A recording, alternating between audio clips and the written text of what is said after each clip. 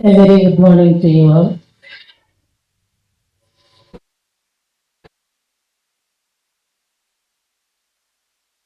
On behalf of the Department of English, of course, technically I am the head in charge today, but for all practical purposes, Professor Sharda is taking care of it. Thank you, Sharda. On behalf of the Department of English and the two daughters of Professor Veena Noble, I extend a warm welcome to you all for this Professor Noble's endowment lecture.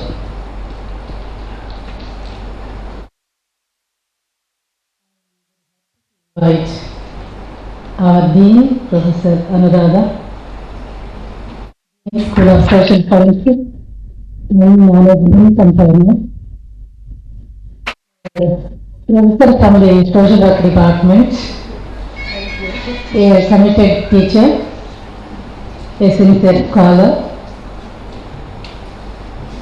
a good organizer, of course, very meticulous, excellent anchor. Thank you, Professor Padma.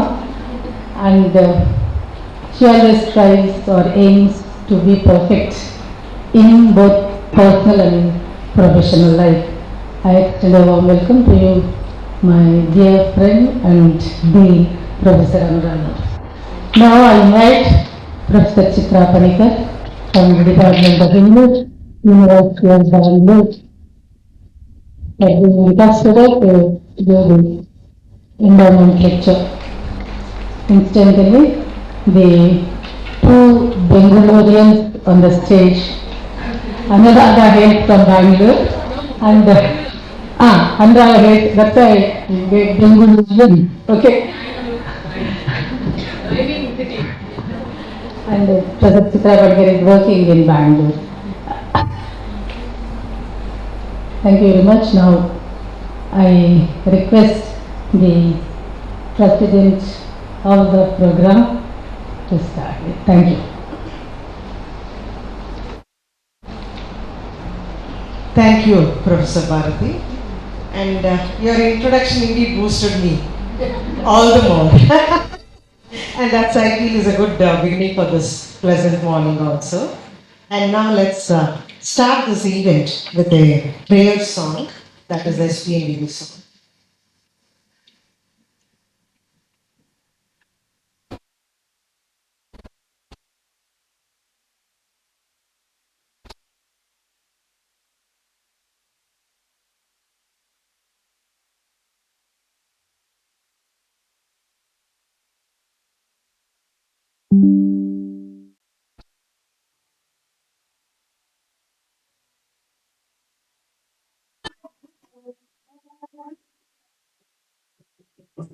Sri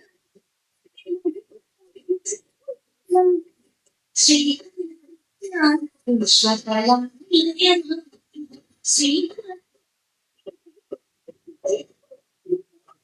Sri Vishwakala Sri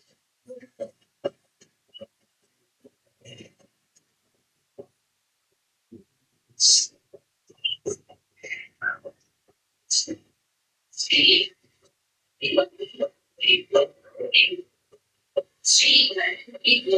Vishwakala Sri Vishwakala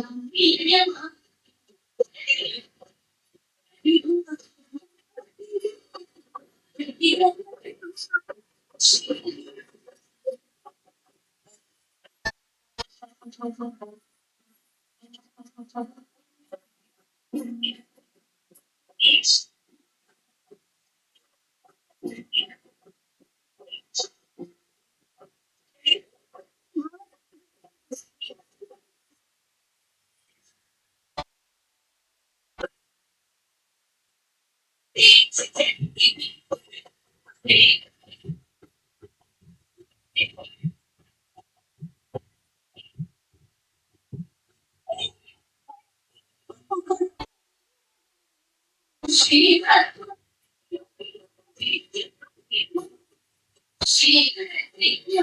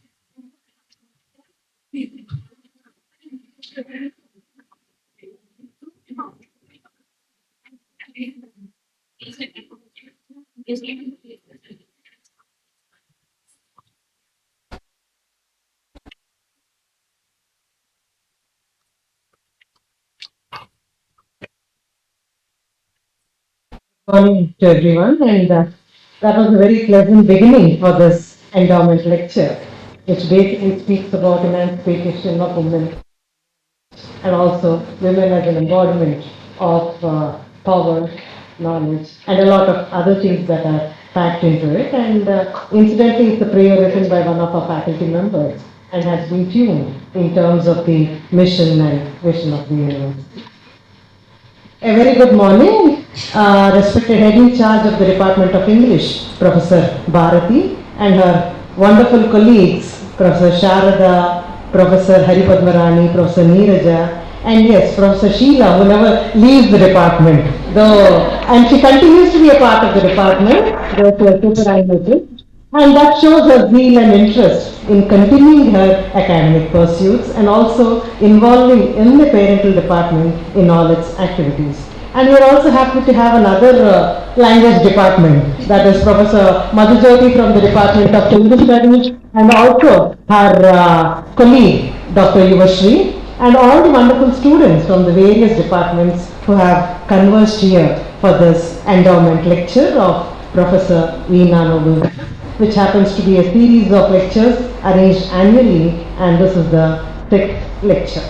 Of course, Professor Sharada will be introducing about Professor Veena Noble Das, and I am sure that all of you are very lucky students because you come and go, but there are very great women who take this university forward, and she is one of those inspirational leaders who work tirelessly for the development of this university. Because I would say she was sort of a beacon of inspiration for all the young girls. I think her tenure was between 2006 and 2009. 4 and 6. No. 4 to 7. Yes, I'm sorry. Yeah? So from 2004 onwards till 2007 of tireless activity, a period of bustle and hustle with a lot of things happening. Not that doesn't happen on the campus, but yes, even during her time, she continued that, which is a very, very important era, we should say, during her period. And she was a very dynamic lady, and all her work was quite evident from the facet of various other things that she did for the department, and ultimately it propelled our institution into one of the other greater heights of excellence. It was a time when she started transforming the university also. A great visionary, a strategist, and also a person with lot of zeal. She was the person who thought about starting a college for engineering students, especially girls. So I hope, Sharada, I'm engrossing on your information. Of course, I wouldn't talk much. So that was the time when, like, she laid the foundation, and now we have a wonderful engineering college where hundreds of students pass out, and all their placements are really, really good, and they bring a lot of applause to our university. So like this, likewise, there are many, many other examples which Professor Sharada will be sharing. So it was a time when she created that environment, she created that ambience where everyone was heard, everyone was valued, and every person's interests were taken care of. And she fostered an atmosphere where there was a lot of collaboration and learning, not only between students, but also between the university and the industry and the academia in general. And it was not only academics. She brought in a lot of spirit of youth vibrancy through youth festivals and many other things. It was also a time when there was a lot of development of the infrastructure also. So today is yet another day where we remember and recall the pursuits, recall the achievements of this great personality. And it's wonderful that the Department of English have taken up this endowment lecture and have been consistently organizing. And in this context, I thank you, Madam, Professor Chitra Panikar, who is from the University of Bangalore. She has come to here to talk to us about literature and cultural studies, which will again be an eye-opener in that particular area. Thank you, Madam, on behalf of the department and myself on part of the School of Social Sciences for you for being here. And it would be a nice 1 hour time where you could listen to Madam and also share your thoughts and also discuss with her with regard to that particular topic. Now, with those few opening remarks, now I request Professor Y.S. Sharada to introduce Professor Veena Nobildas and also tell us about the endowment lecture. Thank you.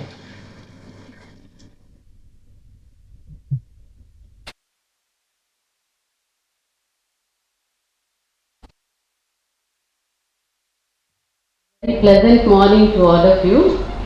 And on my own behalf, I once again extend a very warm welcome to our own students, teachers from Telugu department, Professor Madhujyoti and Dr. Yuvasri, and teachers also, one or two teachers also have come from the other department, students from the law department, from the women's studies department, and we are also expecting students from SU University English department. They are yet to join us. Are they here?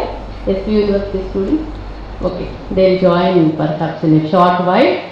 Yes, I extend a very warm welcome to the research scholars also from the different departments.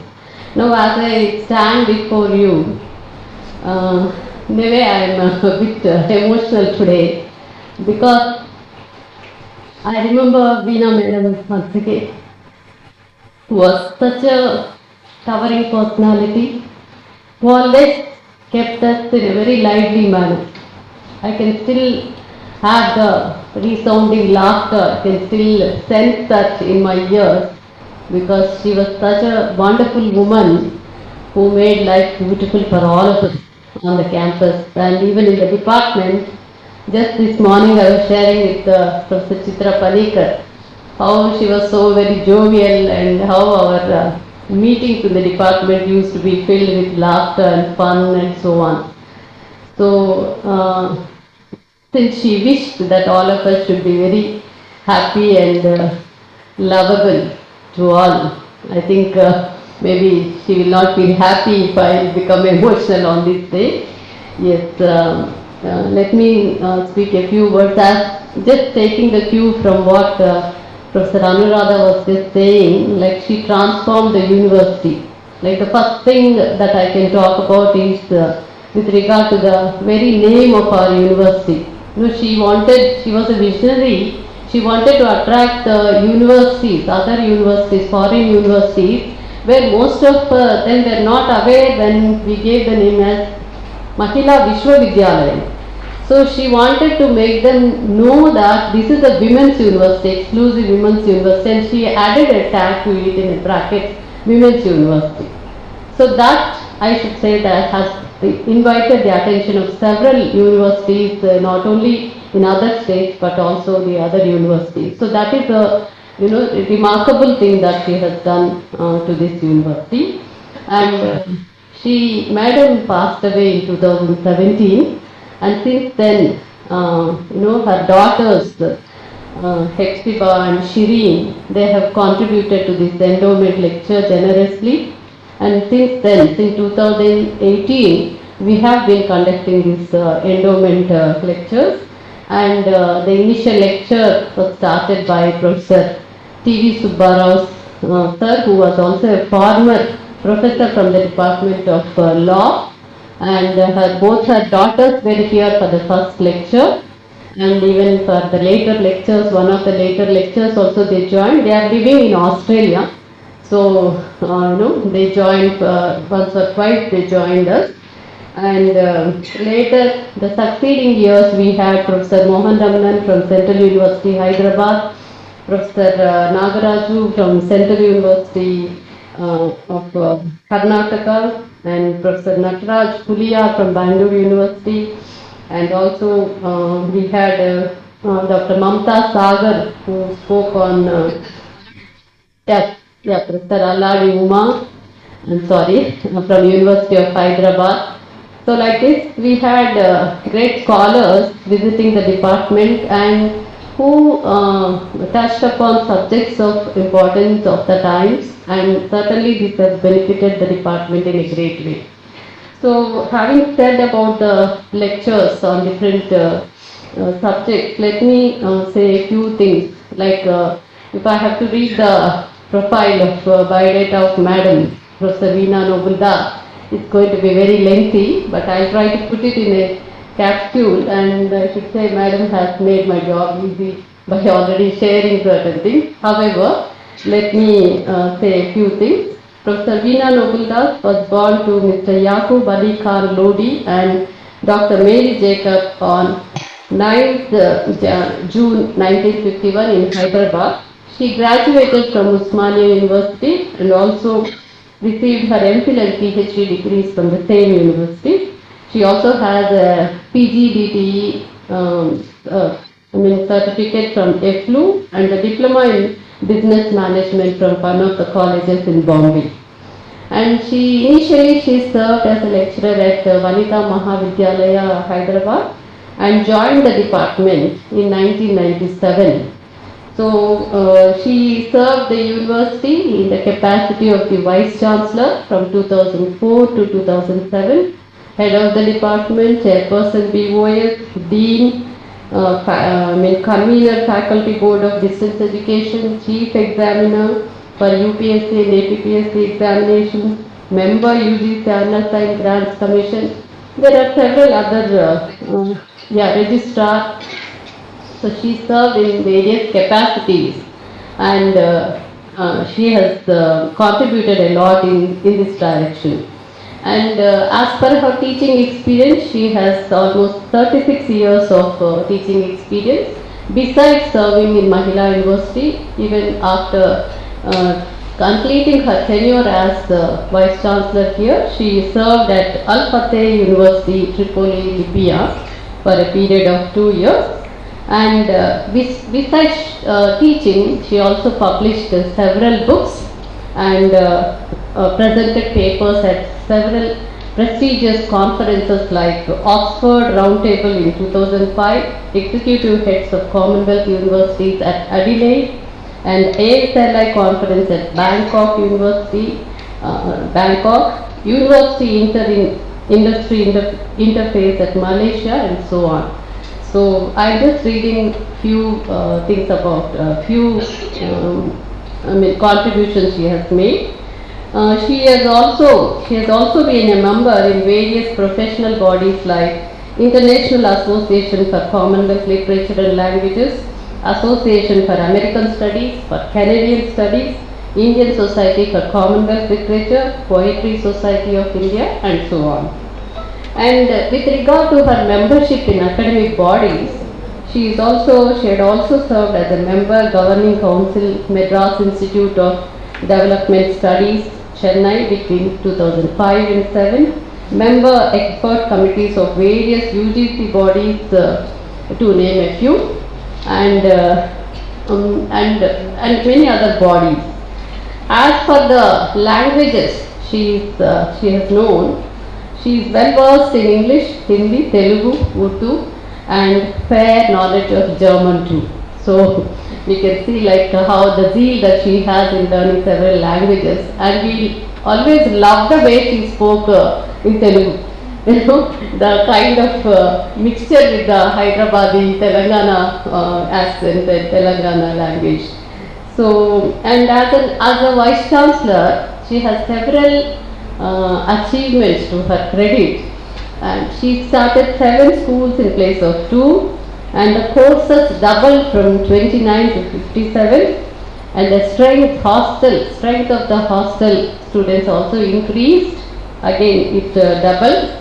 And a very interesting thing that she introduced was earn while you learn. This is particularly meant for the research scholars who were given a chance to teach in the departments, and there they could earn, because there is nothing, no kind of financial support that is given to the research scholars. So she introduced earn while you learn, and the evaluation patterns as far as examinations was concerned, they were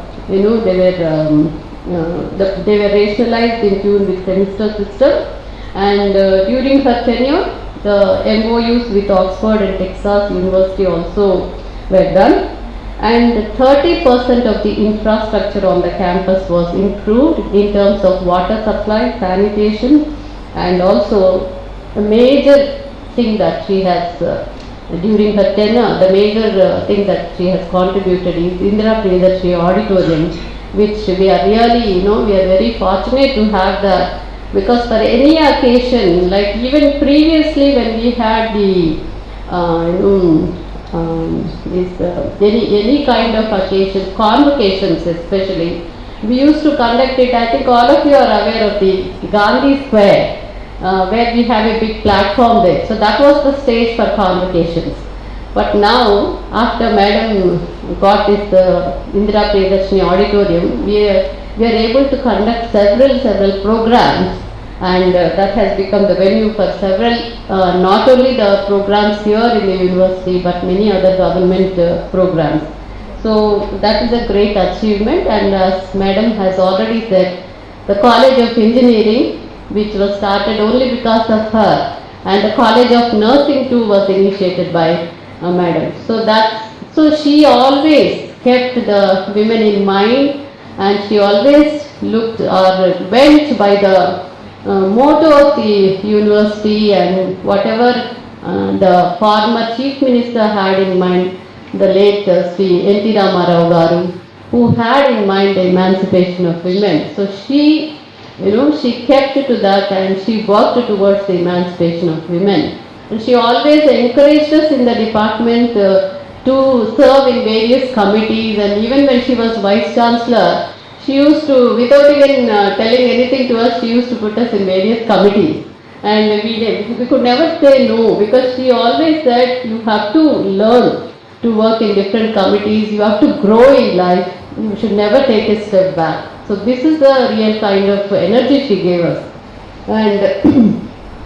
And then during her tenure, the All India Ball Badminton tournament was conducted, and interesting thing was the first time we had the Inter-University also Youth Festival, which was organized during her tenure.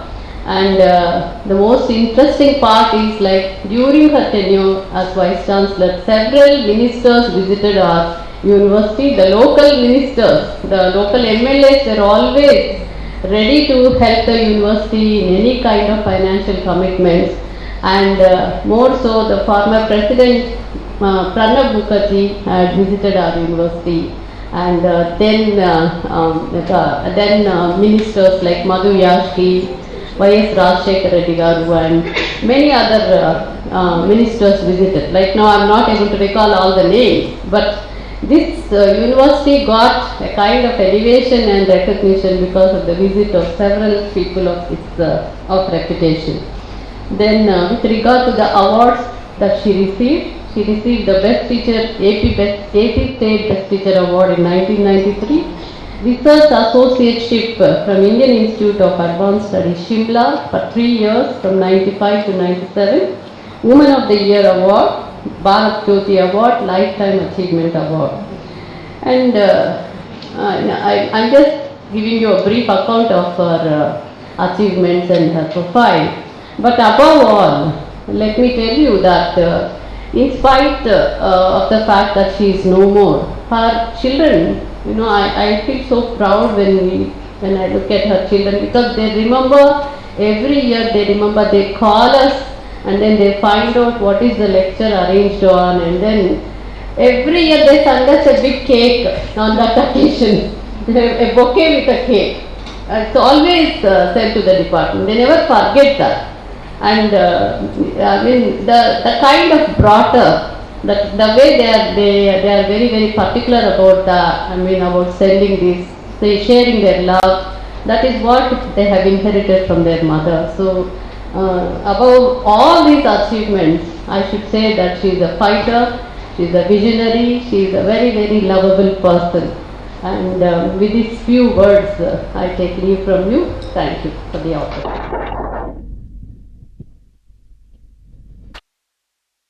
Thank you, Professor Sarada. That was I would say, a nice introduction about Professor Veena Noveldas Madam, especially for the students here.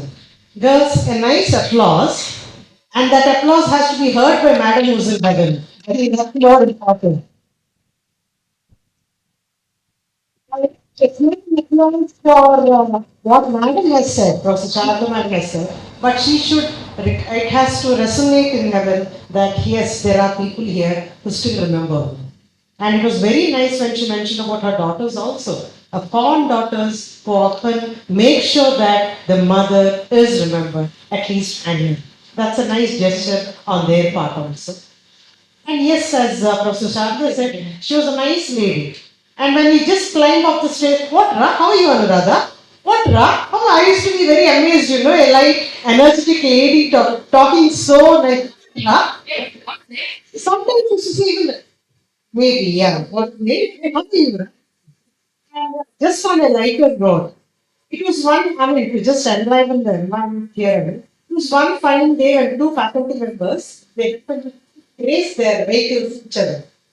It's just that a faculty member was coming from the other side and the other vehicle was coming behind, which almost hit the car. Nothing happened.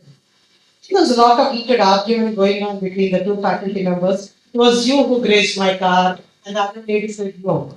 Then she was coming up the stairs, madam. I said, madam, that was a great. We started with a bang game. And she said, yes, ma, that's a great pun. I like it. So that was like a typical English teacher. I said, madam, you started nicely a day with a great bang. Yes, I like the pun, she said. So, apart from being an administrator, she had this academic thing in her throughout in her life, which is a very, very important thing. Girls, please come forward. We have our students from SPMVV. Boys, please come. Please come. కొంచెం ముందుకు వచ్చేయమ్మా they'll also come in. Second.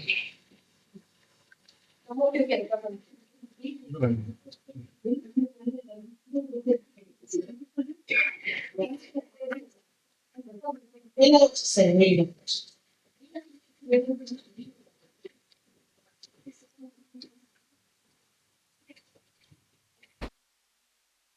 బాబా అక్కడికి వచ్చి ఇక్కడ వచ్చి అక్కడికి వచ్చండి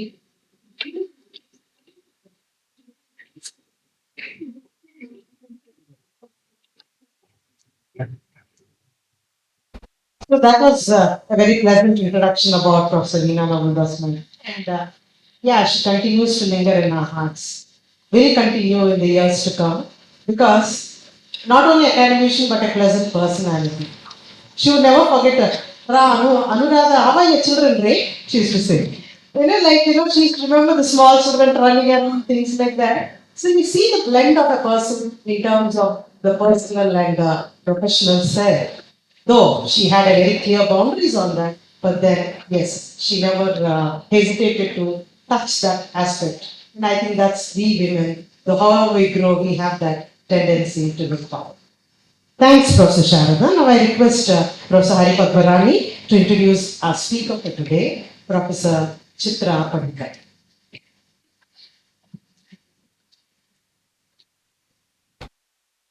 Distinguished guests on the dais, esteemed members of the audience, a warm good morning to all of you. I feel absolutely delighted and privileged to get to introduce Professor Chitra Panikar, Professor Veena Nobunda's Endowment Lecture.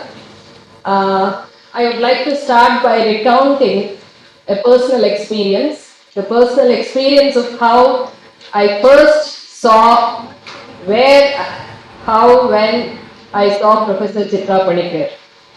This was exactly 30 years ago.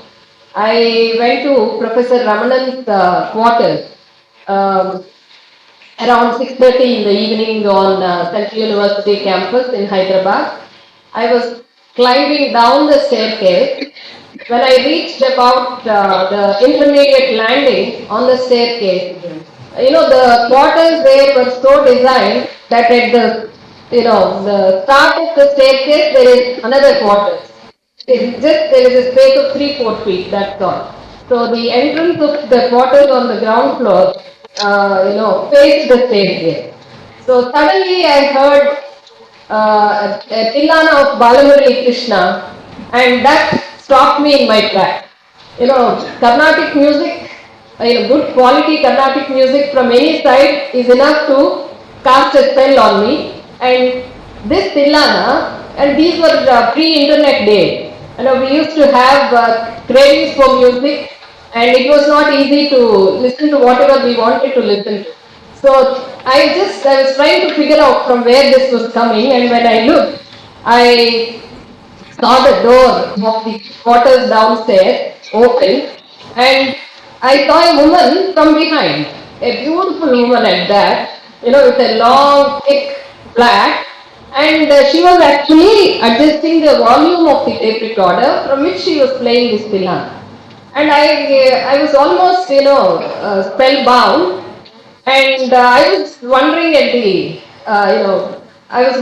the visual image I saw. It was almost like that painting of Ravi Verma. Most of you must be familiar with that, Hamsa Damayanti painting, where you have a Hamsa where Damayanti would be. The Hamsa here happened to be the tape recorder, and she was handling that. I was curious to see who this person was, who this beauty was. And then after she finished adjusting the volume, she looked back and she didn't know me, nor did I know her. And she was about to smile, but she withheld a smile because I was a stranger and she didn't know me. And the music was enough to transfix me, and this was a double spell, and I didn't know how to handle that. So I walked down to the hostel, carrying both the visual image and the Tilana with me.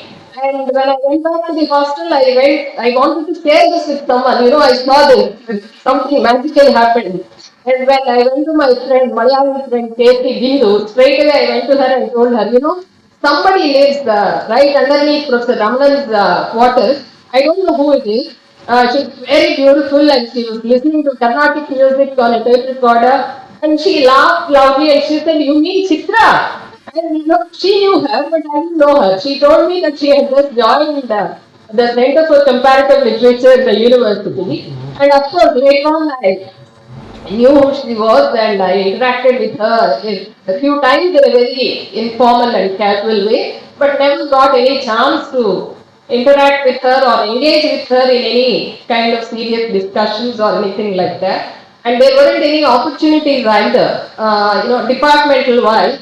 There weren't any interactive activities as such between the Center for Comparative Literature and the Department of English, where I was a student at that point in time.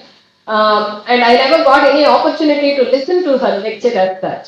So I have been looking forward to listening to this ma'am, and I have recounted this personal experience mainly because when I, found her room door open this morning, I just walked in to say good morning, and I was as spellbound and as transfixed this morning as I was 30 years ago. Ma'am, you continue to be as charming and as elegant as you are. Pardon me if I sound sexist, but I can't help it. And that's one incident. And she's such a humble and simple person. When she was contacted for her biodata, she said hardly 6 or 7 sentences about her. So that speaks volumes for her humility and simplicity. Okay, now coming to my professional job, which is to introduce Professor Chitra Panikkar in a professional way. Here is uh, her brief biodata. Professor Chitra Panikkar teaches at the Department of English, Bangalore University. After her PhD work on James Joyce and Marcel Proust from the Department of English, Kerala University, she worked as resident scholar in the James Joyce Foundation, Zurich, Switzerland, for a year. On her return to India, she worked as lecturer for 20 days in the Department of English, Sri Padmavati Mahila University, Tirupati.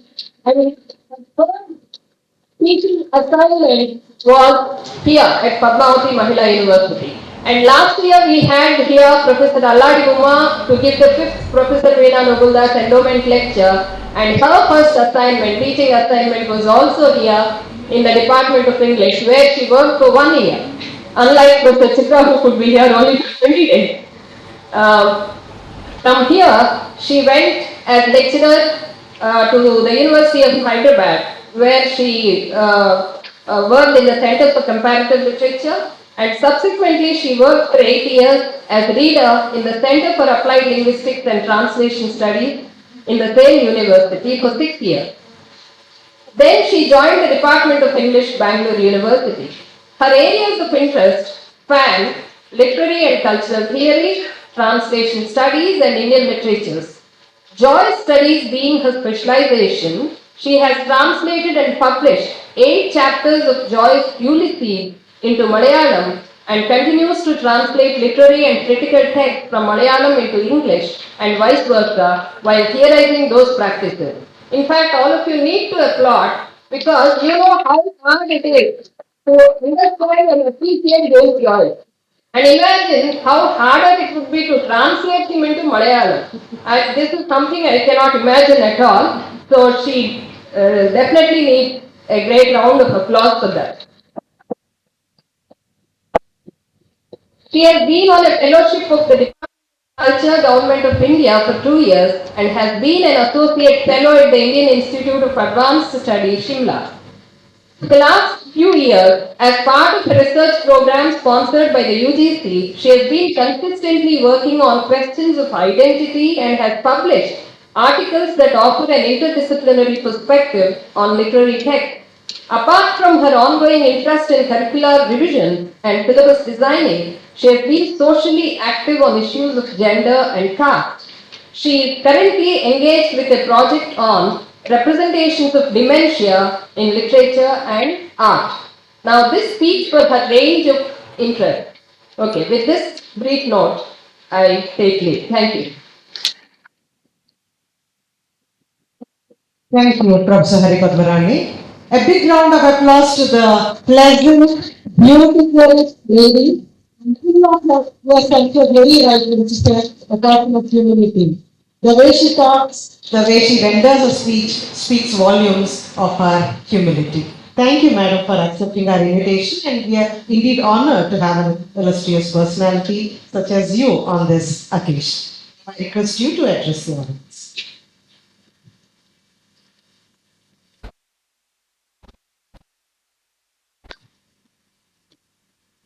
A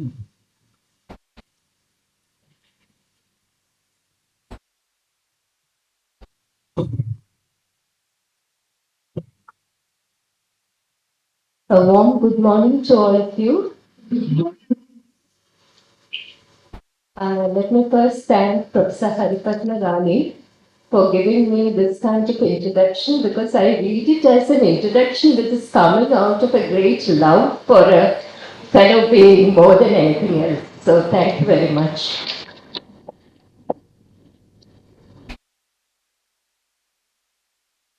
Professor Anuradha, Dean, School of Social Sciences and Humanities of the university. I could see how dynamic she could be as Dean, the way she was conducting herself here.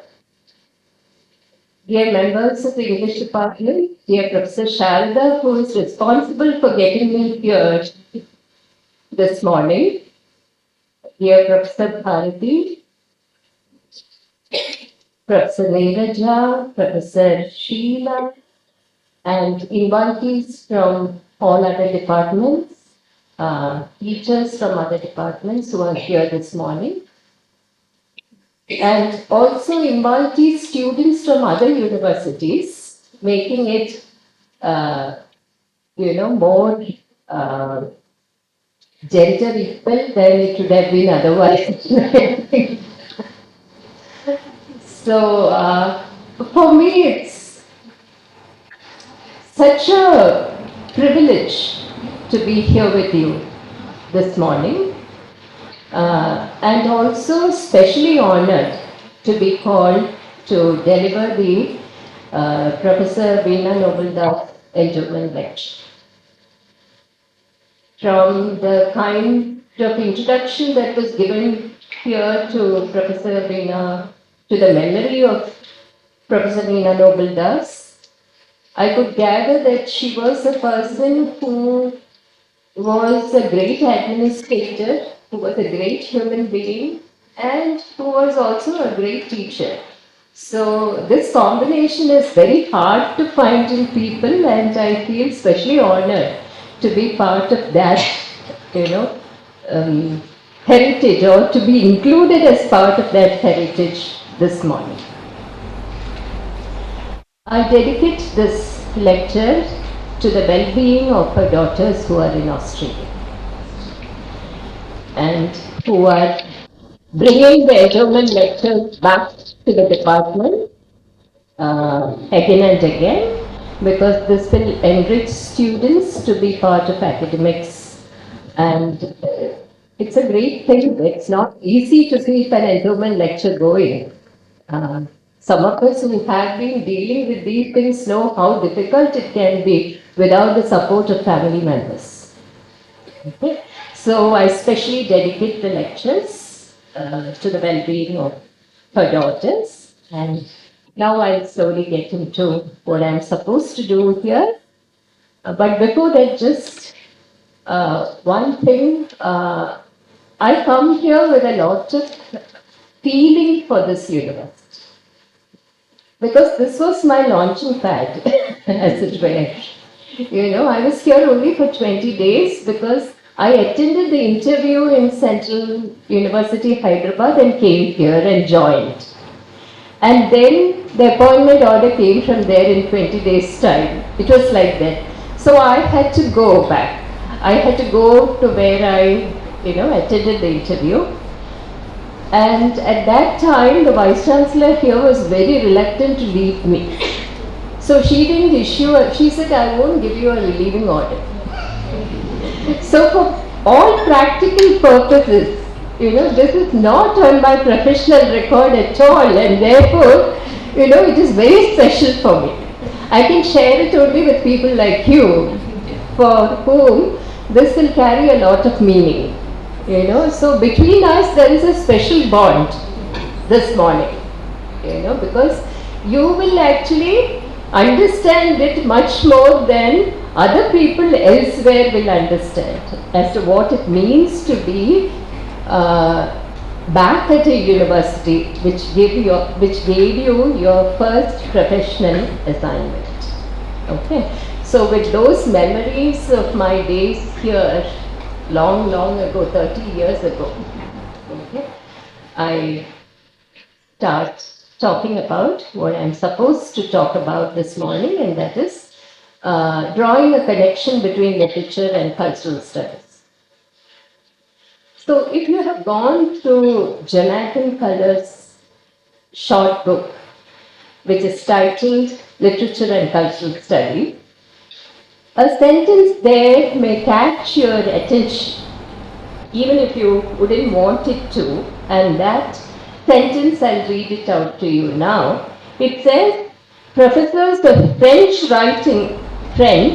writing about cigarettes or Americans' obsession with fat, Shakespeareans analyzing bisexuality, experts on realism working on serial killers. What is going on in the English department? Okay, so that sentence, I take it out here because you will be able to relate to that sentence very well. So I asked the question again to myself and to all gathered here as to what is actually going on. And he said, what is going on in cultural studies?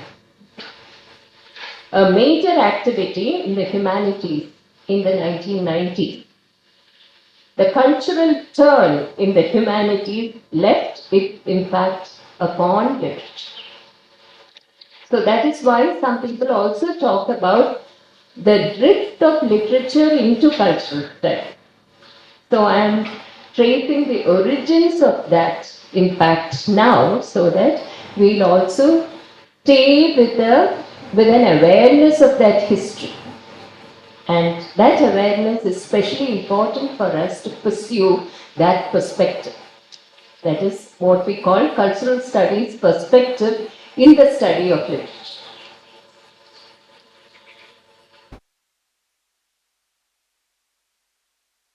We have to get back to basic questions like what is literature? But I think I'll get back to it later. Now I'll proceed to the term culture itself.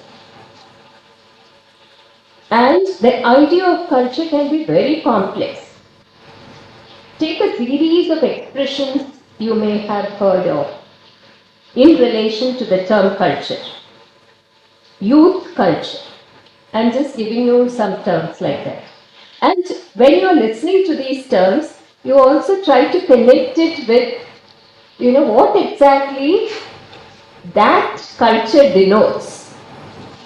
Okay. Youth culture, Irish culture, a cultured person, bacterial culture, cultured pearl, Victorian culture, intellectual culture, the culture and cultivation of soil, or working class culture. In each of these references, culture means a different thing altogether. This means that the term culture is multi-discursive. It is multi-accented. And that is why one has to identify the discursive content within which the term is used, when it is used in relation to literature. The concept of culture that lies at the core of cultural studies is the concept that is found in cultural anthropology. Culture here is the complex everyday world that we encounter and through which we all move. Therefore, it entails the recognition that all human beings live in a world created by human beings and in which they find meaning. So we are all part of a cultural environment. And culture can also be defined as a sum total of the customs, beliefs and values held by a group at a certain point in time. Customs, beliefs, values, etc. are all created by human beings. That also we need to remember. And are hence artificial. If so, cultural studies is concerned with this artificiality. And the political struggle to find and defend meaning within the world of culture. Now, how can literature be connected to the concept of culture? In two ways it can be connected. The first way is this: literature may be understood as a form of cultural production, as a form of cultural practice, as yet another product of a given culture, as one of the many practices of the culture that we are a part of. Second way, literature not in terms of the best and the greatest. That is, written and read in a culture, but in terms of the various forms of literature that a culture gives expression to. So culture doesn't actually give expression to literature only in terms of classics. It also gives expression to literature in terms of folk songs, popular ballads, popular stories that may just be oral and not written at all, etc. So in this context, I am calling to memory Raymond Williams, who argued that a culture is not only a body of intellectual and imaginative works, it is a whole way of life. And to study literature, high or low, one must also study society. So this is a quote from the cultural critic Raymond Williams. So a short history of cultural studies in relation to its beginnings will make the connection between literature, literary theory and cultural studies even more obvious. And that is what I am just trying to do here. Cultural studies is supposed to have established itself through the interventions of major literary theorists of the time. Of the time means 1990s, because we were constantly referring back to the 1990s where it took shape as a discipline in itself.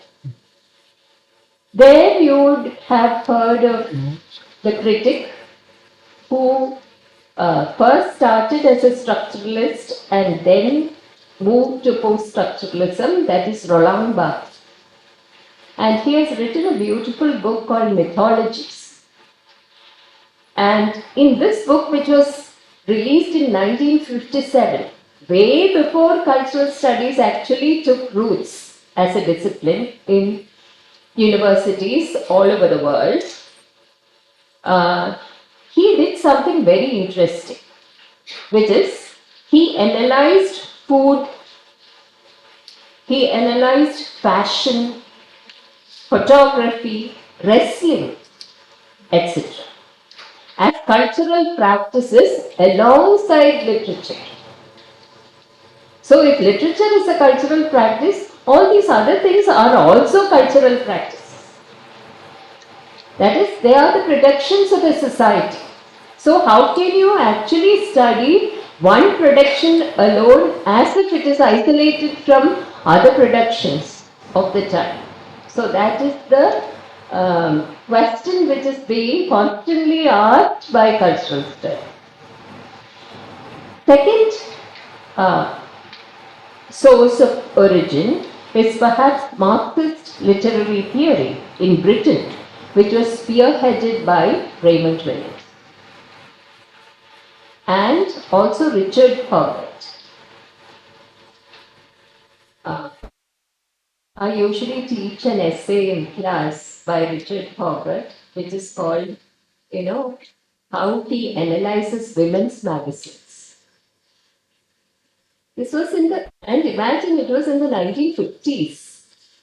And we still have not actually learned how to analyze women's magazines in a very, academic manner. So that origin, it sought to recover lost voices and advocated doing history from below. That is, not from people who are considered as part of high culture, but as people who are usually considered as part of low culture also. It realized the importance of popular culture.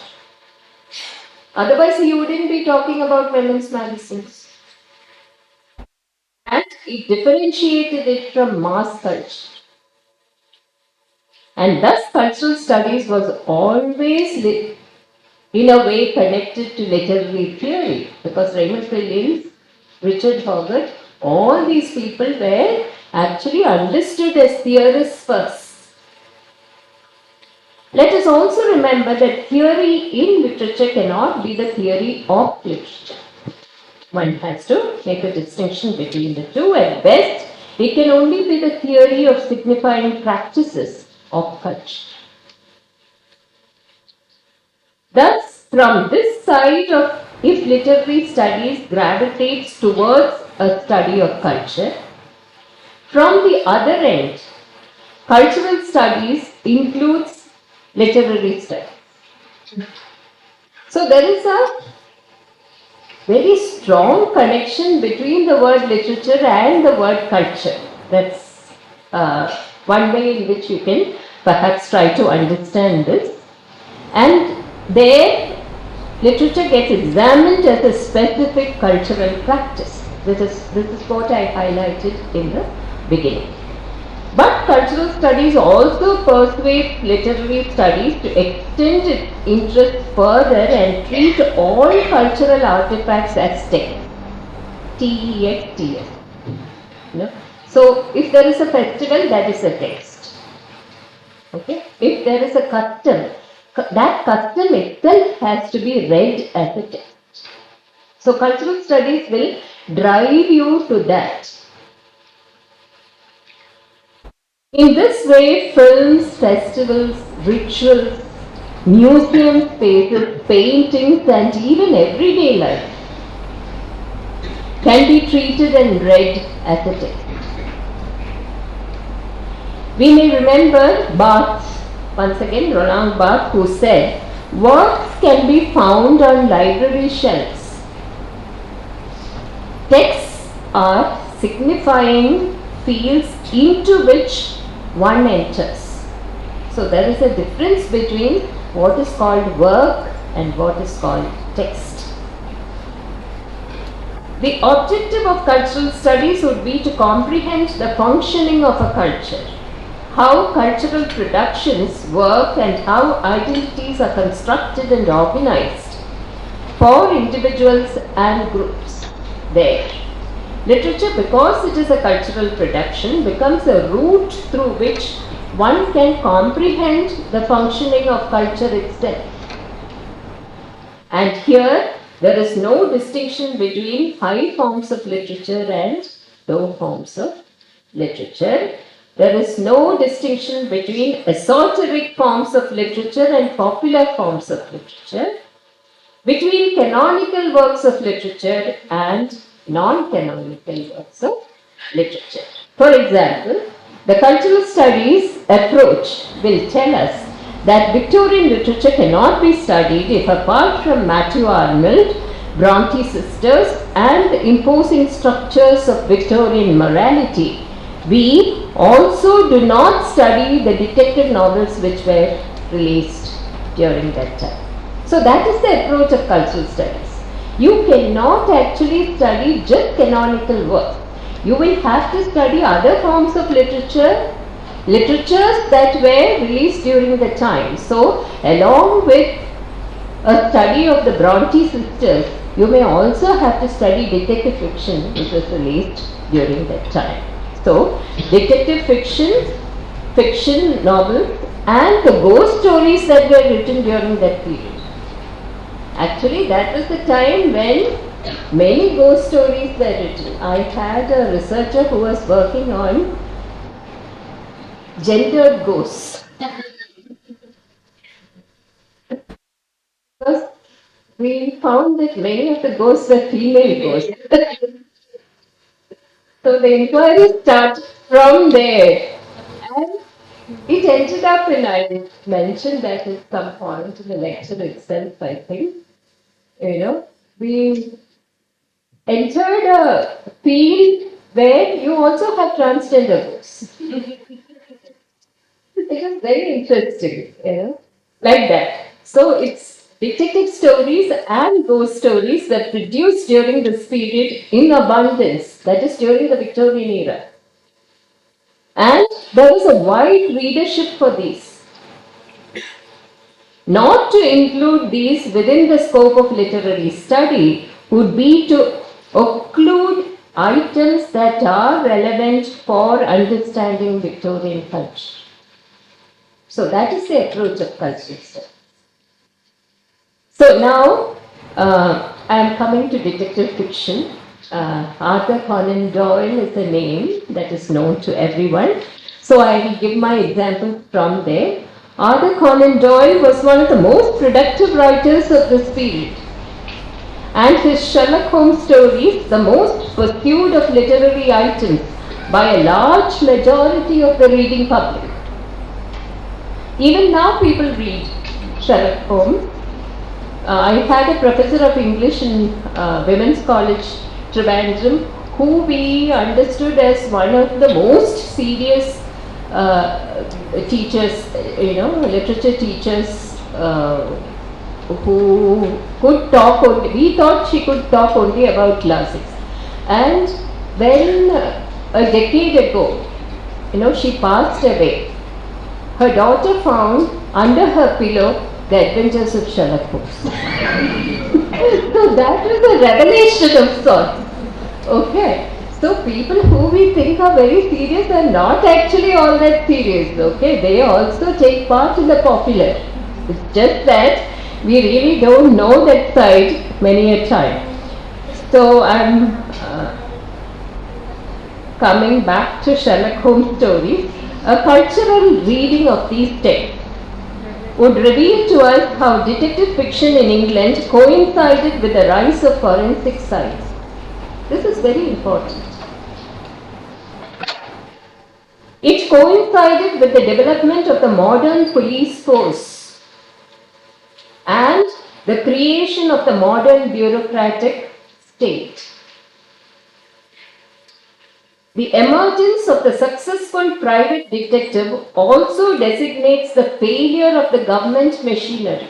In Sherlock Holmes, you will see that the police force is actually not efficient at all. It is the private detective Sherlock Holmes who is actually successful. All the instruments of crime investigation and forensic technology invented and made use of during this period find their place and commentary in this popular genre called detective fiction. Actually, in my department now, I teach detective fiction. Okay, so I also try to tell students how it is very important to read detective fiction. Because for the first time in your career perhaps, you become very conscious of how the body, the dead body of a person can actually become the text. Because that is where the reading starts in investigation. You will remember that the police will mark off everything, will not allow the people to touch that text. Because that text will actually yield to very many interpretations. of the crime itself.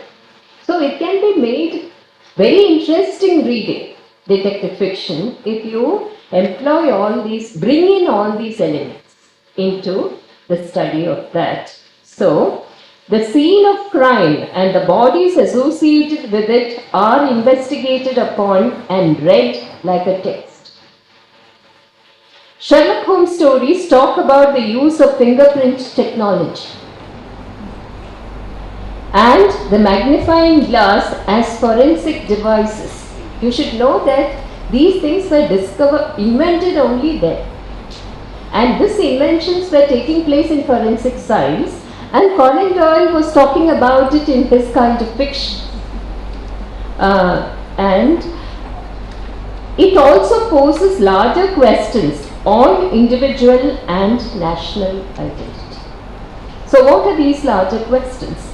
The deep fissures and disturbances caused in English society as a result of anarchic forces unleashed by modern democratic reform, urban growth, national expansion and imperial engagement can be understood only through a study of the popular detective story. You will not get it from the classes. The same holds true of the ghost story. I am now talking only about the Victorian era. Okay, I am just concentrating on that to tell you how two other things which are usually not studied as part of literature in English departments ought to be brought in. Okay, to make Victorian era look like Victorian era. Otherwise, we are creating a very artificial environment for Victorian era. So the same holds true, I said, of the ghost story also, that the writers of these stories were mostly women. And that the output of this escapist literature, usually it's called escapist literature, was almost prolific during the Victorian period. Gestures to the anxieties and turbulences caused by repression and control. What were these forces of repression and control? What we now refer to as Victorian morality. The deep unrest within the mind of Cathy in Wuthering Heights, okay, has to be set against the backdrop of the ghost story. That is my argument, okay, written by women during this time. Nowhere are the controls of patriarchy so evident as in the details of violence and horror in the ghost story that are produced by women. While revisiting Sherlock Holmes stories, you may have come across stories, very famous stories like The Speckled Band, A Study in Scarlet, the first Sherlock Holmes story, and this, it's called The Sign of Four. It was revealed to me while I was going through these texts that colonial attitudes to India nurtured in Victorian England are nowhere as apparent as in these stories. It is not just the stereotypical images of India conveyed through the presence of the cheetah, the baboon, the serpent and the gypsies, but also the forwarding of the cultured English mind being influenced into criminality through its exposure to the savagery and barbarism supposedly innate to India. So all the criminals are from the colonized nations. That is very interesting. Sometimes you may not have noticed it, but all the criminals in Sherlock Holmes are from the colonized nations of the world. If Dr. Rylett, that is, he is the main villain in the story called The Speckled Band, it has also been made into a film. The criminal in The Speckled Band had spent decades working in Calcutta, only to emerge a beast in England.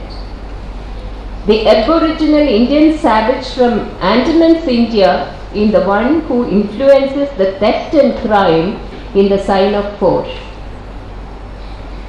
The real authentic criminal for England is almost always a foreign identity or an identity who emerges from an erstwhile colony. Its literary produce, England was seeking a reinvention of its own national identity in terms of its posturing as a highly civilized, urbane, knowledgeable English national self. So, if people actually get involved with war, like the Afghanistan war and all that, because Dr. Watson came to Sherlock Holmes as a friend after he was serving in the Afghan war. Okay, they will get civilized in England. Okay, that is the way in which the whole thing moves. A research student of mine, as I told you, was working on these ghost stories, and I told you that we came upon very interesting things. And she was working on the representations of the female in ghost stories. And another research student of mine was working on subaltern sexualities, that is, representations and self-projections, how they get represented and how they talk about their experience. Around the same time, that is, the person working on the female ghost and the person working on subaltern sexualities. Both of them work through cultural frames so that at some point the study would lead to notions of justice and gender current in the society we are a part of. The meeting point of the two studies was the transgender ghost in the film Kanchana. So when we came to that, actually we knew how to integrate two research projects. Devoid of this immediate cultural reference and its detailed analysis, I still think that their research would have lost out on a valid frame. So, apart from this, we are moving to some more important area. Cultural studies thus promote disciplinary boundary crossing and is interested in probing the relations of power, hegemony, formations and articulations of identity, the conflict of diverse cultures, the notion of community, law and morality, and it also refers to unique knowledge systems within each culture. It is also about meaning, identity, representation as also agency. In the next part, so in the first part I am actually giving you a sense of the history of the discipline. In the second part I will do sampling, that is how exactly to read culture into a text into which you don't read culture otherwise. How do you read culture into it? So I will give you a few samples so that students will also be benefited from how exactly to look at text from the cultural studies perspective. So I will show how through literary snippets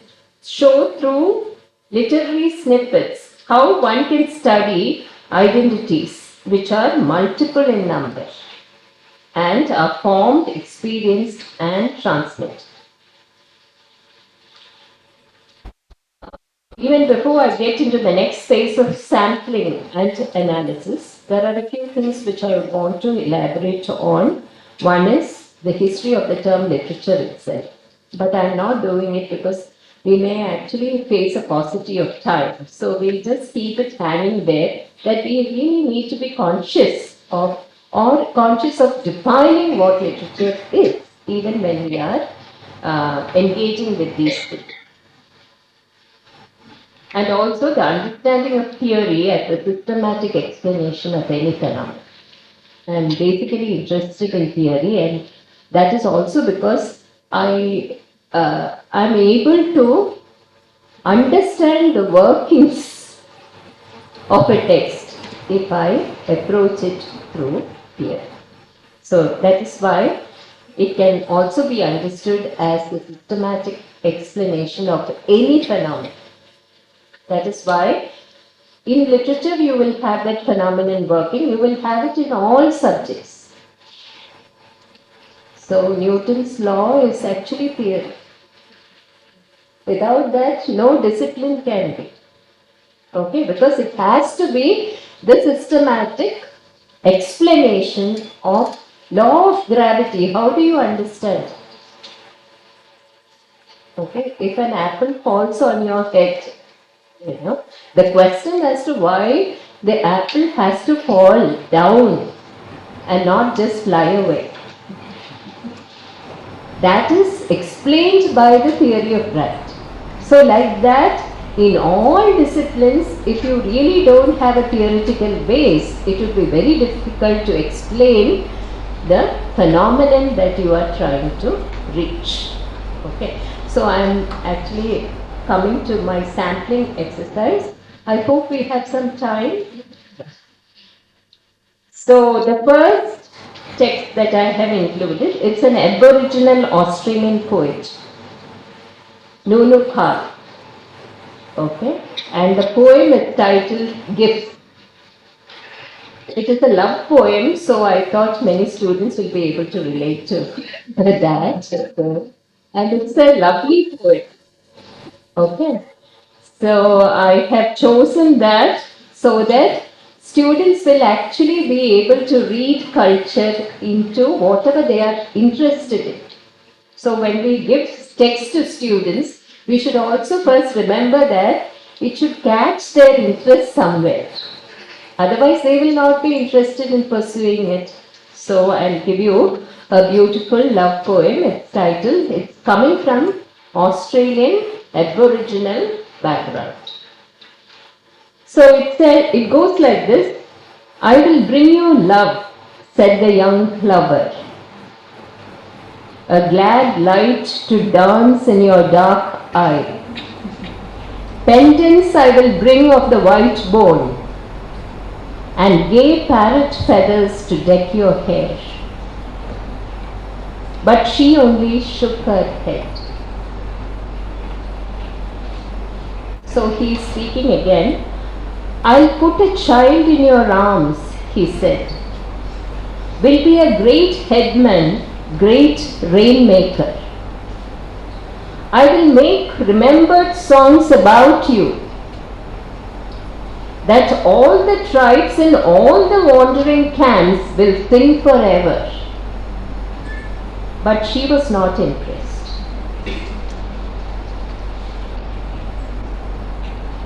So he continues, I'll bring you the still moonlight on the lagoon, and steal for you the singing of all the birds. I will bring the stars of heaven to you, and put the bright rainbow into your hand. No, she said. Bring me tree grubs. So the most important word there is the word called tree grub. If you do not understand Aboriginal culture, you will not understand why she refused all these offerings. Okay. So now what is tree grubs? That is the staple food of the Aboriginal community. So even if you get all this, if you really don't have food to eat, then all that becomes meaningless. So in one word, this poem will actually tell you how crucial it is to understand a culture from inside it even before you start interpreting it as literature. So had it not been for that, it would have been just another love poem. But you cannot read it as love poem alone anymore, because the lady's refusal, continuous refusal, is so crucial to the understanding of Aboriginal culture. Okay. So, from the cultural studies critic, this poem not only becomes a way of describing Aboriginal ways of life, but also the indigenous discourse that is produced from it, as also the politics of indigenous discourse, and also the construction of an indigenous identity like the Aboriginal identity. Now, from that was the first sample. I travelled to the second sample, that is the Marathi Dalit writer Daya Pawar. The poem titled The Buddha. Some of you may be familiar with the poem. It has been translated into English by the great translator Elinor Zelliot. I understand it as a very powerful poem on the Buddha because it breaks all stereotypes. We have a certain image of Buddha, and you know what that image is. It's the meditative Buddha. But look at this image that gets forwarded in this poem. I'll read it to you. It says, the poem is titled The Buddha, and it says, I never see you in Jetavana's garden, sitting with closed eyes in meditation in the lotus position, or in the caves of Ajanta and Ellora with stony lips sewn shut, taking the last sleep of your life.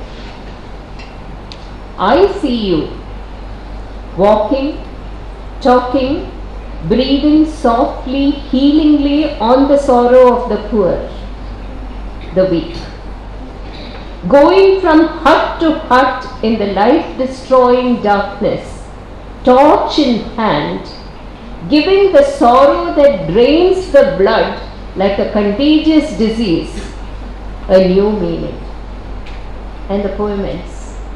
So what is actually done here is breaking the stereotype image and creating a fresh image which a community can relate to. So the Buddha in Dalit literature can be used as a point of departure to arrive at 4 kinds of cultural projections of the Buddha during colonial and post-colonial times in India. I will not elaborate on that, but I am telling you that this is how one can actually project the poem. The rejection of the dominant image of the Buddha is used to arrive at an idea of what we refer to now as Dalit identity. Okay, I go to the third sample, and that is Mahesh Dattani's play. Mahesh Dattani is perhaps the only playwright in India who writes in English. Okay, all other writers are translated into English. And he has written a play called 7 Steps Around the Fire. It is based on the murder of a transgender in Bangalore. The truth behind which is investigated upon in the play itself by a Bangalore University researcher. And in Dattani's play, though the one accused by the police is another transgender of the accused of crime, it emerges that the real culprit is the police commissioner's son, who was emotionally involved with the transgender, who was then finished off by the commissioner himself. So when it actually got released, it created waves in Bangalore because this was an actual story. And nobody knew who the culprit was. Here was Dattani projecting the police commissioner's culprit. And it may or may not be true, but actually, he can be faulted on blaming someone who may not be responsible for it at all. So Dattani, through his projections of the transgender community and the transgender identity, questions stereotypical notions of notions that are held by the mainstream society on transgender. Dattani shows how the dominant society attributes evil and criminality to the transgender in order to justify its own violence. A cultural peek into this text therefore reveals not only the relations of power in society, but also affords a deep understanding of the insecure lives led by transgenders in urban centers like Bangalore. The study of the play also leads to questions of gender identity and the significance of the gender theorist Judith Butler for both gender studies and cultural studies. So, this is one play which can be read at many levels therefore. In this slide, we should also, maybe you're familiar with Kamala Das's poem, The Dance of the Eunuchs. Okay, and it is a typical mainstream projection compared to Dattani's projection. That also we have to keep in mind. Now I travel to my next sample and I am taking the text Umrao Janara, which is also a very popular text which was written by Ruswa, the Urdu writer. The text can be used as an entry point to the study of the courtesan culture. Courtesan culture of Lucknow, which faced a decline after 1857. So, if you look at the text, you will know that this text was actually referring to the first Sepoy age and what happened to the courtesans during that time after the British laid siege on the city of Lucknow. A parallel culture that thrived in South India around the same time, the Devdasi culture. It's abused by the British in the cantonment areas in and around the Madras Presidency during colonial times. Some of you may not know it, but actually these British soldiers who were located in the cantonment areas in India, they were not allowed to bring their family to India, and they had to be constantly supplied with prostitutes, with women by the administrators. So once this happened, that is, once they stopped the Devdasi system, all these Devdasis who were inheritors of cultures related to dance and music, okay, they were deprived of that patent and they were driven to the red streets of India, and where they came to be known as prostitutes. So this is history, and this history has to be kept in mind when we are actually teaching a text like Umrao Janara. Okay, because it brings a certain kind of meaning into texts that we then teach in the class, we bring to the students. Through that we are also introducing histories that are perhaps very relevant. So, which later got revived as the, what happened was the destruction of its vibrant art forms. That is, the Devdasi culture produced vibrant art forms. And they were the ones who actually produced the dance called Sadir, which was later standardized by Rukmini Devi Arundel into Bharatanatyam.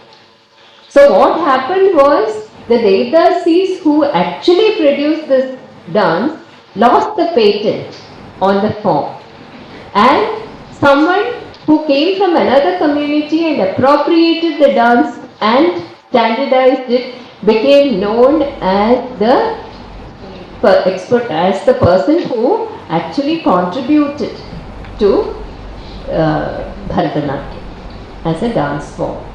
So these histories are all very interesting, and why exactly it happened? Because it was nationalistic phase in India. So in India they had to show that they had their own forms and they had their own classical forms, and that is why someone like Rukmini Devi Arundel was called upon to work on an existing dance form and then transform it into a classical form of dance. So, what I am trying to say is, opening up the text Umrao Janara, in different directions to enhance our understanding of a community and the ruthless appropriations of the community's art forms by the more powerful of the time. And ultimately, the questions addressed by the text would be, what constitutes the deviant in sexuality, or how have feminist theorists in India approached issues linked to these communities? Once again, the idea of the text as a signifying field becomes very meaningful in discussions like this. A few years ago, in Karnataka, in a small place called Mandya, they held a seminar on Holocaust literature. That becomes especially significant now in relation to what is happening in Gaza. And it is possible to do a novel by novel, poem by poem analysis of the literature produced by the Holocaust. Or using this as a point of reference, one can review the German culture of Hitler's time, which projected itself as a super race. Okay. One can also research on how Hitler deliberately misread Nietzsche's philosophy of the Superman, and converted it into super race. Actually, there was absolutely no way in which Nietzsche could have contributed or influenced Hitler. But because Nietzsche was a very powerful, dominant presence in Germany at that time, what Hitler did was appropriating the concept called Superman and making it super race. That is what he did, and Nietzsche later became very angry about it, but because Nietzsche's sister supported it, she was part of the Nazi unit. She actually got all these documents to the table of Hitler, who worked on it and appropriated it to be able to do this. These histories are all very interesting, actually, when you teach Holocaust literature. So it was used as an excuse to commit genocide and wipe out the Jewish race at some point. And these are some of the possibilities that a standard literary text affords. I was actually going through various kinds of texts to bring you to a realization that meanings can be created in a text if one is aware of the culture that defines the text. So the cultural resonances that one can be sensitive to, and instead of reading it as an aesthetically sanitized document. It is like bringing life into a text, bringing histories into a text, bringing the concept of culture itself into a text. Okay. Now I am going to my last example, and for cultural studies, the complexities and sophistications of our everyday life are as important, I told you some time ago, as the universal constants of life. See, they may be able to carry on without great ideas, but we have to live our everyday life. There is the necessity to be with it. And there is this very interesting cultural critic called John Fiske, who has theorized on everyday life. And he has given a very interesting example. He says, you just observe a woman who goes to her house in the evening after doing her purchase in the stores, grocery purchase or fruit purchase or anything. And he talks about it in a very interesting way. You will think that there is no theory there. Okay, but he says it's loaded with meaning, and I'm using a clip from his own essay because I found it extremely interesting, and many women will be able to relate to it. That's also there. He thinks this is what she thinks. That is the woman shopper, this is what she thinks. That is, quote, There is only about 3 or 4 apples at home. And I have 4 kids. So you figure at least 2 apiece in the next 3 days. These are the kinds of things I have to resupply. I only have a certain amount of storage space in the refrigerator. So I can't load it up also. Totally, now that I am home in the summertime, this is also a good snack food. And I like an apple sometimes at lunchtime when I come home. So her calculation related to how many apples she has to buy from the shop is actually complicated mathematics. Okay. So John Fisk goes into the details of this to tell us that our everyday life is actually full of these kinds of gestures. Whether we are aware of it or not, we are always in the midst of trying to reconcile practice with theory. Okay. So, this complicated problem is solved by the woman shopper in no time as part of her everyday routine. She does not understand it as mathematics, she does not understand it as theory, she solves it in her own way as an everyday culture and everyday activity, etc. And even Joyce's Ulysses, for that matter, has to be read as an epic of everyday life. Since ultimately it's the story of just one routine day in Dublin, which gets accessed and immortalized. That is 16th June, 8 p.m. to 2 a.m. That is all that this novel talks about. But how much is there to talk about? You can talk about one day using 700 pages. Okay, that is the detailing that is possible if you stay with the details of your everyday activity. So I prefer to close this lecture with a quote from someone who is called Henry Giroux and his article, which is titled Doing Cultural Studies, Youth and the Challenge of Pedagogy.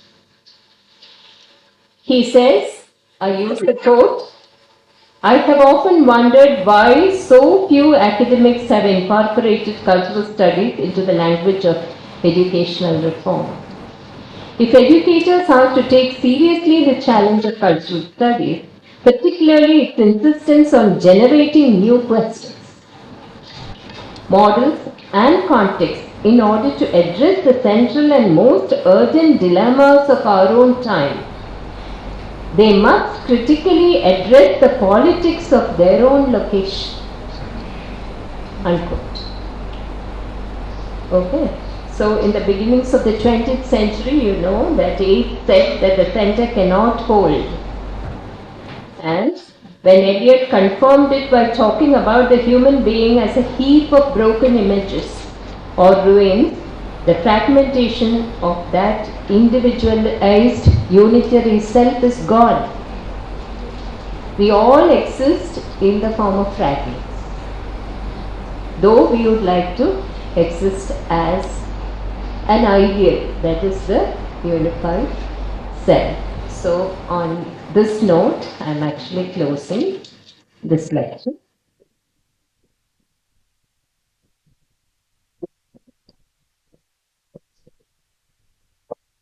I would be very happy to take questions, and we can also have a discussion.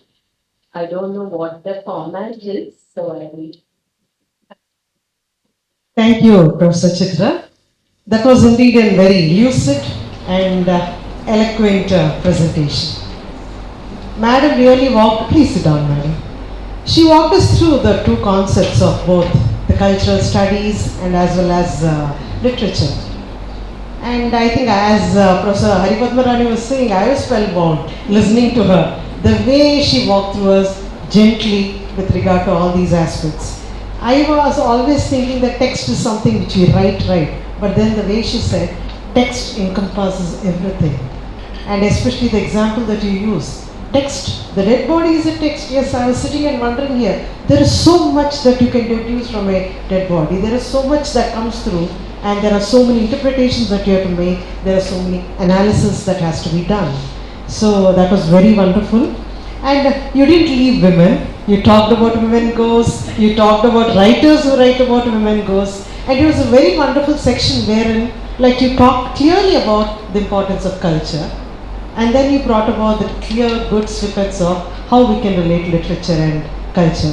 Thank you very much, madam. I'm sure that each one of them who has been sitting here have become more nostalgic. They have also you talked about Sherlock Holmes. Well, for a few minutes I went on to those TV series where I really enjoy the Sherlock Holmes series. And yes, I am also an avid reader. Agatha Christie continues to be my favorite author also. So, like that, so I felt like, like it was sort of a homecoming, talking about culture and also talking about literature. I always wonder I should have done my English or Telugu, but somehow I came into social work. But I love reading, and all of us, I'm sure all of us who are sitting here are good readers. Thank you very much, madam. That was a nice treat.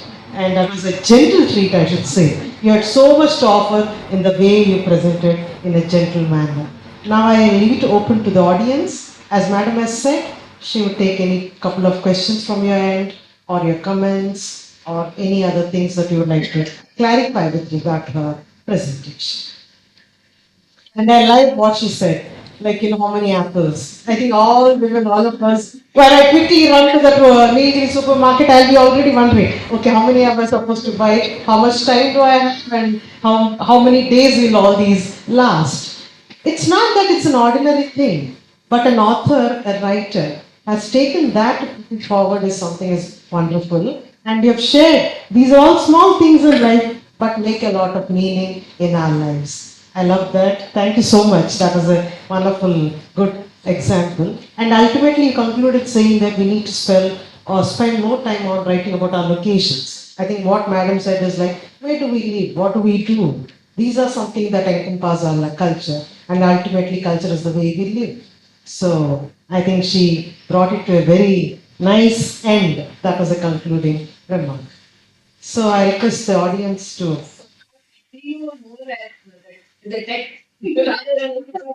Yeah, I know that. I also like the way she said, always let's not try to reconcile theory and practice. I always felt I was trying to do that even in the classroom. She had a nice meaning where she said, in the process of reconciling the text and practice, we are forgetting the process, and the process is the text. And I think that's what she meant, and that's a lot of meaning. There's a lot that is packed in that also. Girls, any questions? At least say what you liked about what Madam said. Boys also. We have boys from our neighboring university, and I'm sure that they also have enjoyed her presentation. They would like to add something to what Madam has said.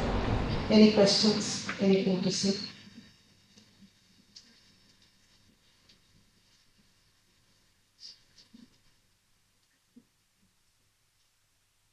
Girls, she talked about the love letter, the poem, sorry.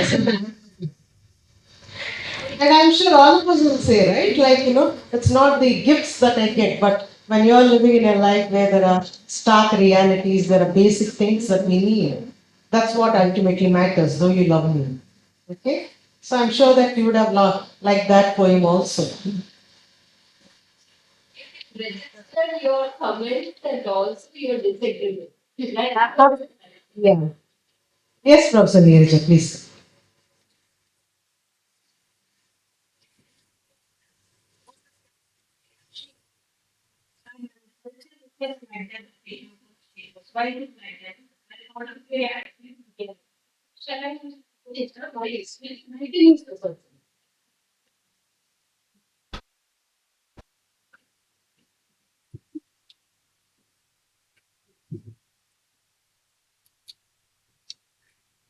Yeah, actually, we were talking about how the Victorian era generated the ghost story.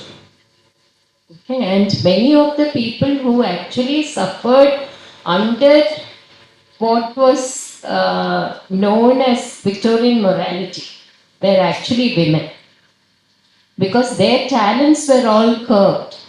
They were not allowed to do things, and patriarchy was in full form.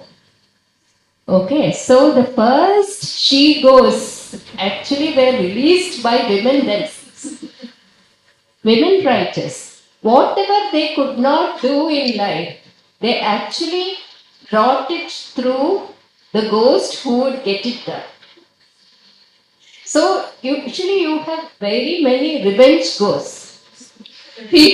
Whatever they are not allowed to do, or if there is a murder, for example, which goes unregistered, you know, there is no choice but for the person to come in the form of a woman ghost and reveal the details of that murder.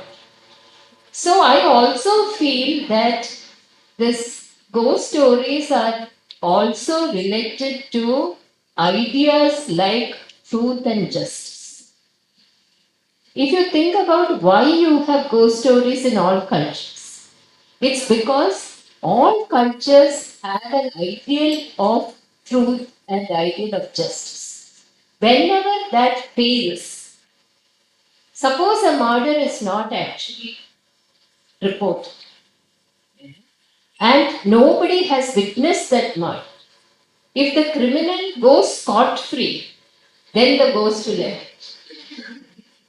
You understand? You can remember, you need not remember in terms of the female ghost, you can remember in terms of Hamlet's father's ghost. You know, it's all because there was no witness to that murder. And it was a horrible thing to do to his father, who was actually a rightful king. And therefore, Shakespeare had no alternative but to bring the ghost. The male ghost, though. But a male ghost. In that case, a male ghost. Okay. But in many, see, that is because whoever was murdered was male. In many cases, murders happen without witnesses when the murders are conducted on women. Okay, like that, there are very many stories related to rape and killing of women and all that, followed by subsequent killing of the woman. How can it be actually brought back to culture? It can be brought back to culture only by ghost stories. Eh? By God's but God has to look after so many things. You have to basically to retain the balance in society related to the idea of justice. See, when the idea of justice collapses in society, the problem is that we will be totally immoral. We will be without moral. And that is why it is very important to keep the balance of justice going. And sometimes it's just not possible. And also truth. What truly happened? Okay. So the ideas of truth and ideas of justice are sometimes perpetuated through the presence of ghosts. And this is true of every culture, and that is why you have ghosts in every culture. And you have more female ghosts mainly because these kinds of criminalities are usually, you know, done on them. That is why you more women. And these are things that one discovers as one actually goes through the details of these narratives.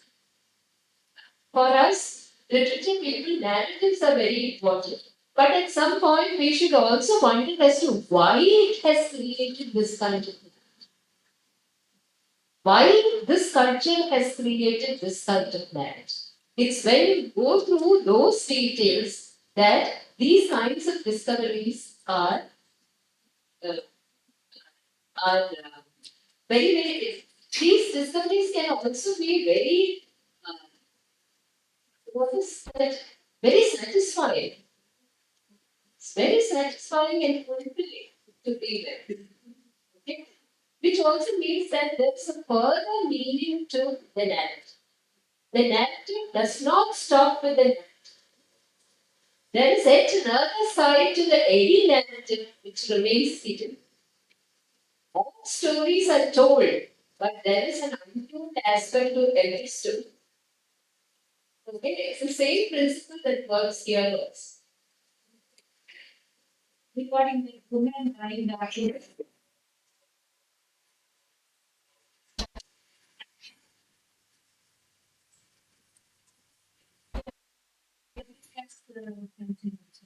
sometimes the women from they don't so much impulse about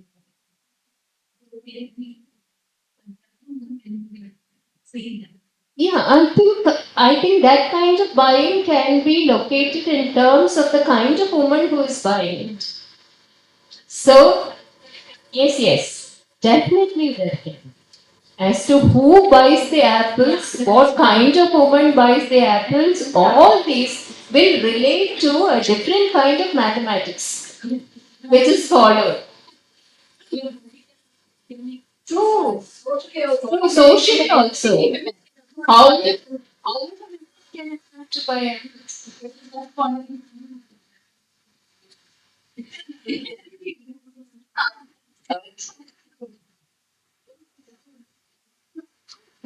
It was a moment of discovery and research. These moments are so very uh, pleasant, because it creates an atmosphere of joy more than anything else.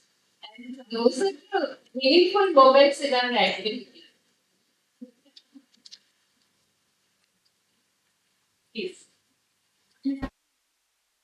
Wondering fantasy literature also reflects culture because, for example, in Sherlock Holmes, the story happens in Victorian England, but India never. But in fantasy literature, it happens in real life. The places will be different. For example, in Lord of the Rings, it happens in Middle Earth, but it's not the society makes the outline different. And how does that affect the culture? How does that represent? One should wonder about why exactly these fantasies are created by this particular culture at that point in time. Okay, because many fantasies are also utopian fantasies. Okay, why would that culture or why would that society at that point in time need this fantasy to be?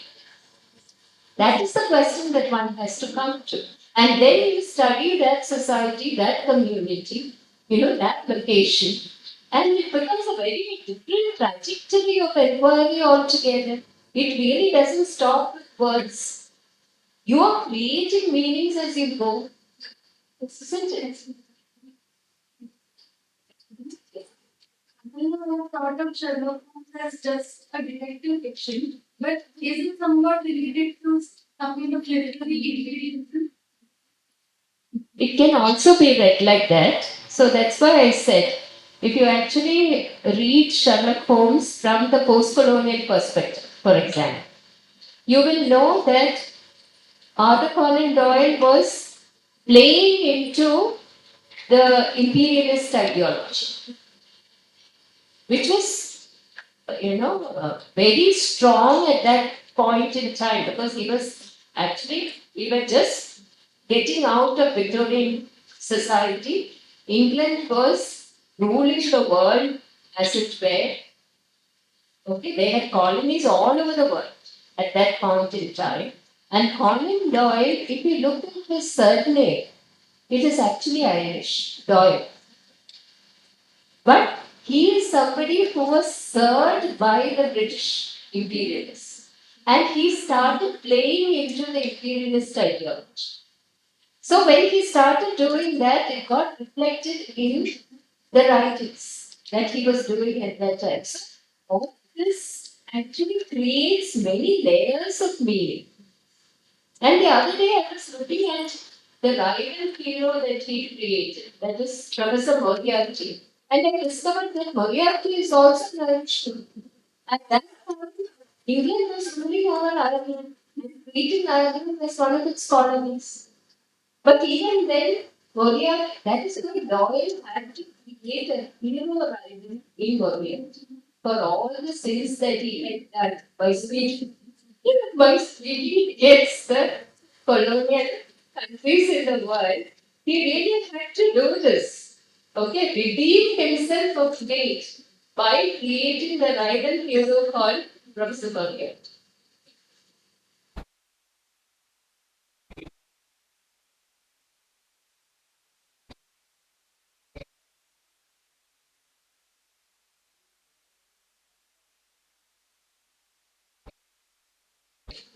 Actually, in Devdasi system, in Devdasi culture, it existed in the form of a dance.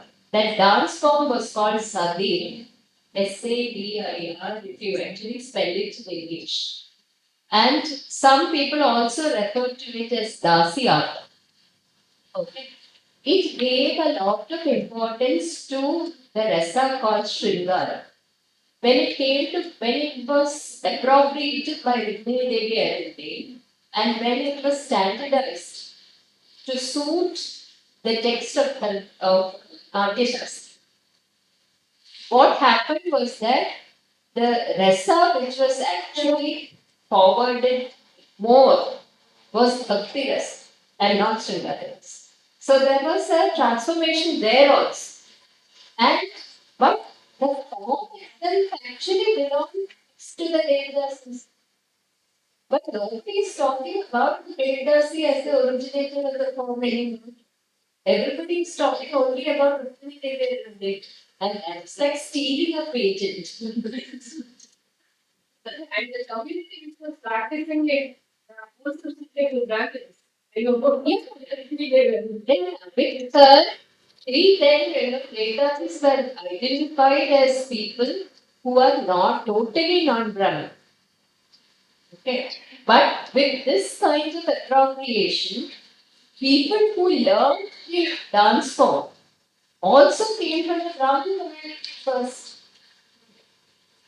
So there is a lot of politics in all this, and all this happened because of nationalist movement which was happening in India. India had a need to show the British that we were also producers of agriculture. So they instituted certain people who could do this for them, the administrators, and Rukmini Devi was identified as one of them. Okay, so at this point, we cannot blame individuals, we cannot blame nations, but we really have to understand that there is a history which took the rights from the hands of the community and gave it to another without actually acknowledging its debt. So there is a lot of unfairness about the deal, and that is why we need to talk. I have a question, ma'am. Cultural studies seems to be essentially a Western phenomenon. Very young culture, for instance. Usually, whatever happens there, it is emulated at least after a few decades within the regional language department. Academic blocks in English, where they have started taking cultural studies. For example, if we have to work on some Telugu films or something, that kind of research is going on in English departments. I haven't come across any departments in regional languages where cultural studies has been taken seriously. That was the appropriation of cultural studies by English department. Okay, right. I think there are places where cultural studies as a discipline has come into regional studies, regional language studies. Uh, in Kerala, all Malayalam departments will have people who actually do things from the cultural studies perspective. Okay. In Bangalore University, in my knowledge, in the Kannada department, there is one person called Professor Shashika. who actually does literature using the cultural studies perspective. So it is gradually coming in. See, it is almost always like this. First, it will come in the West, then it will come, then English department will take it up first. And then slowly it will have infiltrations into all the language. That has been a that has been a tendency. That has been a trend for years now. Okay, when post-colonial studies first came, it did not originate in India. It originated elsewhere. You know, how did it come first? It first came into English studies. And then all other languages started using it. But in some places like Tamil Nadu, it came into Tamil department first. Cultural studies. And the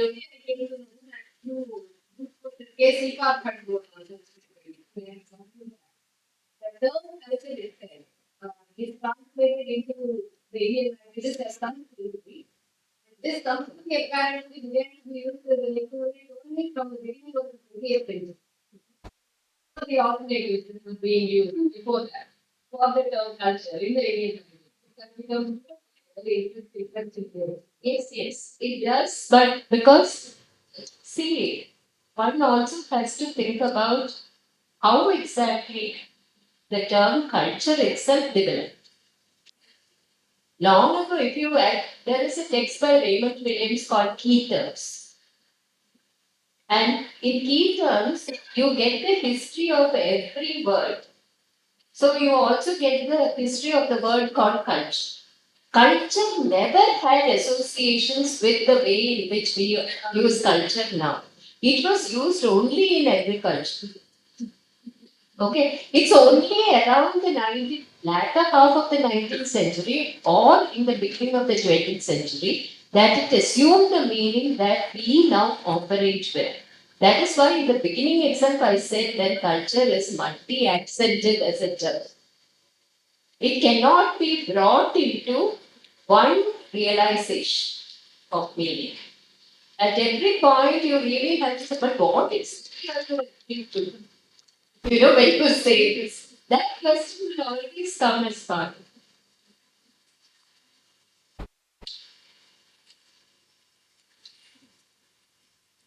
Thank you very much for that analytical and very elaborate and insightful lecture. Thanks for those questions and your queries regarding Madam's presentation. Any feast has to come to a close.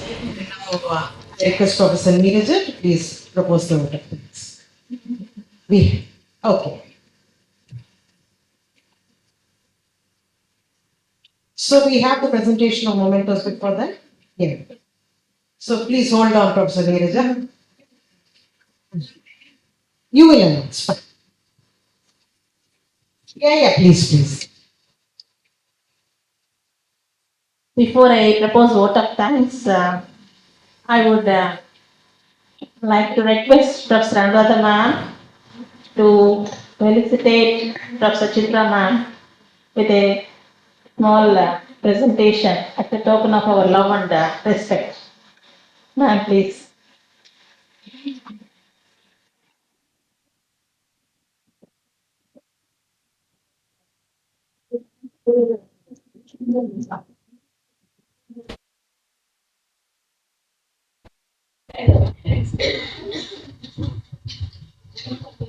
Now I request Professor Sheila Swaruparani ma'am to come onto the stage and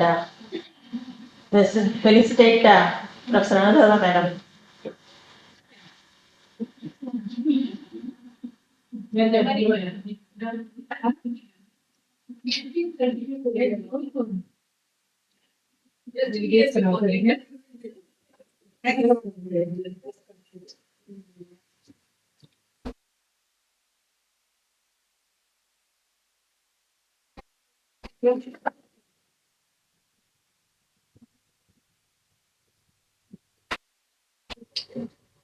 Why don't you all stand? Yeah. You also come and